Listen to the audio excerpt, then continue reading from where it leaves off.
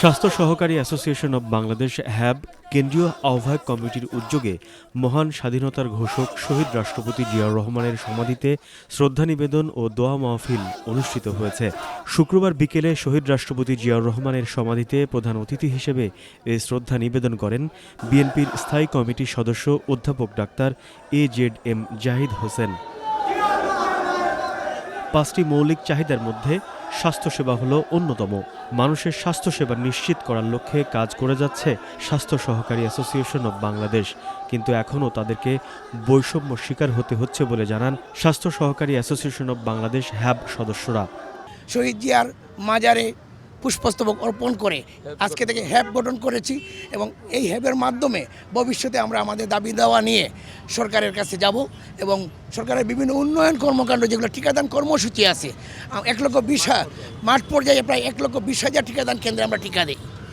এই যে অতি মহামারী আসলো, করোনা আসলো, যে মহামারীগুলো আছে এবং মারাত্মক সংক্রামক রোগগুলো আছে এবং যে বর্তমানে যে টাইফয়েডের প্রোগ্রামগুলো আছে এগুলো স্বাস্থ্য সহকারীরাই চলে এবং এই স্বাস্থ্য সহকারীদের অর্জনই বাংলাদেশকে বিশ্বে টিকাদানে রোল মডেল করেছে। আমরা স্বাস্থ্য খাতে যত পুরস্কার পেয়েছি সবগুলো এই স্বাস্থ্য সহকারীদের অবদান। তৃণমূল পর্যায়ে যে স্বাস্থ্যসেবার যে বিষয়টা, এটা তারেক রহমানের নির্দেশে আমরা জাতীয়তাবাদী দলের যারা স্বাস্থ্য সহকারী আছে এটা আমরা প্রত্যেকটা ঘরে ঘরে পৌঁছে দিতে যাচ্ছি এবং আগামীতে আমরা জাতীয়তাবাদী দল যাতে ইনশাল্লাহ আগামী রাষ্ট্র গঠন করে সেক্ষেত্রে আমাদের যে দাবিগুলো আছে 6 দফা দাবি সহ যেগুলো আছে এগুলো দাবি আদায়ের জন্য আমরা আমাদের ঊর্ধ্বতন কর্তৃপক্ষের কাছে জানিয়েছি।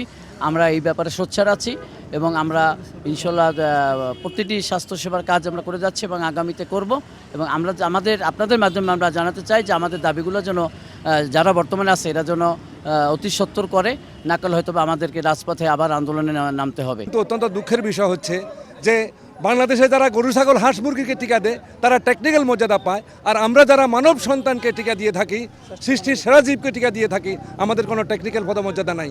সেই জন্য আমরা প্রত্যেকটা মন্ত্রণালয় অধিদপ্তরে আমরা স্বাস্থ্য মন্ত্রণালয় স্বাস্থ্য অধিদপ্তরের দ্বারস্থ হয়েছি, আমাদের দাবি মানা হচ্ছে না।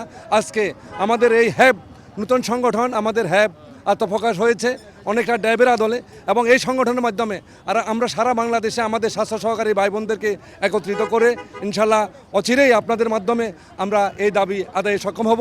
অধ্যাপক ডাক্তার AZM জাহিদ হোসেন বলেন, বাংলাদেশ হেলথ অ্যাসিস্ট্যান্ট অ্যাসোসিয়েশন দেশের স্বাস্থ্যসেবা নিশ্চিতে নিরলসভাবে কাজ করে যাচ্ছে।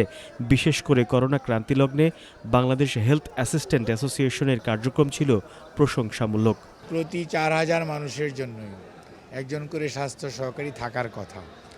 এবার বুঝেন 17.5 কোটি মানুষ হলে কতগুলো হেলথ অ্যাসিস্ট্যান্ট হওয়া উচিত এবং ইনারাই গ্রাসরুট লেভেলে মানুষের স্বাস্থ্যসেবা সুনিশ্চিত করার জন্য চিকিৎসকদের পাশাপাশি স্বাস্থ্য ব্যবস্থাকে সঠিকভাবে যাতে চলতে পারে এবং বিভিন্ন ধরনের আপনার সংক্রামক এবং অসংক্রামক ব্যাধি, জন্ম মৃত্যু, এগুলোর প্রত্যেকটা জিনিসের রেকর্ড কিপিং, নতুন কোনো ডিজিজ কোনো এলাকায় যদি প্রাদুর্ভাব হয় সেটির স্যাম্পল কালেকশন থেকে শুরু করে সব কিছুই স্বাস্থ্য সহকারীরা প্রত্যেকটা গ্রামে এবং ইউনিয়নে ওয়ার্ড পর্যায়ে এনারা দায়িত্ব পালন করে। যে বর্তমান অন্তর্বর্তীকালীন সরকার অত্যন্ত গুরুত্ব সহকারে বিবেচনা করবে, সেই সাথে ভবিষ্যতে যারা নির্বাচিত হয়ে দায়িত্ব পালন করবে তাদের কাছে আমাদের একই ধরনের বক্তব্য থাকবে যে স্বাস্থ্য সহকারীরা স্বাস্থ্য ব্যবস্থার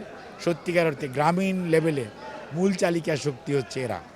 নিয়োগ বিধি সংশোধন, শিক্ষাগত যোগ্যতা স্নাতক, সমমান ও সংযোগ, স্বাস্থ্য সহকারী 14, সহকারী স্বাস্থ্য পরিদর্শক 13 ও স্বাস্থ্য পরিদর্শক 12তম গ্রেড প্রদান, ইন সার্ভিস ডিপ্লোমা প্রশিক্ষণের মাধ্যমে 11তম গ্রেডে উন্নীতকরণ, টেকনিক্যাল পদমর্যাদা প্রদান, পদোন্নতির ক্ষেত্রে ধারাবাহিকভাবে পরবর্তী উচ্চতর গ্রেড প্রদান করার দাবি জানায় স্বাস্থ্য সহকারী অ্যাসোসিয়েশন অব বাংলাদেশ হাব।